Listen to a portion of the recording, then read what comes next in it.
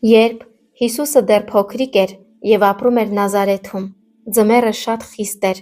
ձյուն էր տեղում, ցուրտը սաստիկ, և բոլոր թռչունները դժվարությամբ էին սնունդ գտնում։ Մի օր Հիսուսը, Մարիամը և Հովսեփը գնում էին ճանապարհով։ Ճանապարհի եզրին նրանք տեսան մի փոքրիկ թռչուն, որը ընկած էր ձյան մեջ, սառչել էր և մոտ էր մահվան։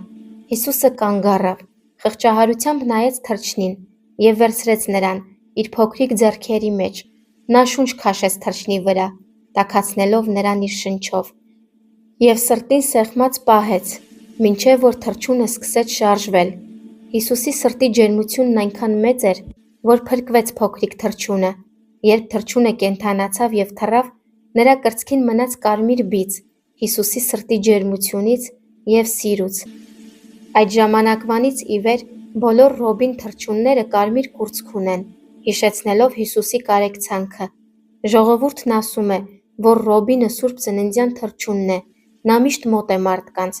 երգում է ձմռանը և բերում ուրախության ավետիս, հիշեցնելով, որ նույնիսկ ամենացուրտ ժամանակներում Քրիստոսի սերը տաքացնում է սրտերը։ Այս լեգենդը հատկապես սիրելի է Սուրբ Ծննդյան շրջանում և խորհրդանշում է կարեկցանքը թույլերի հանդեպ։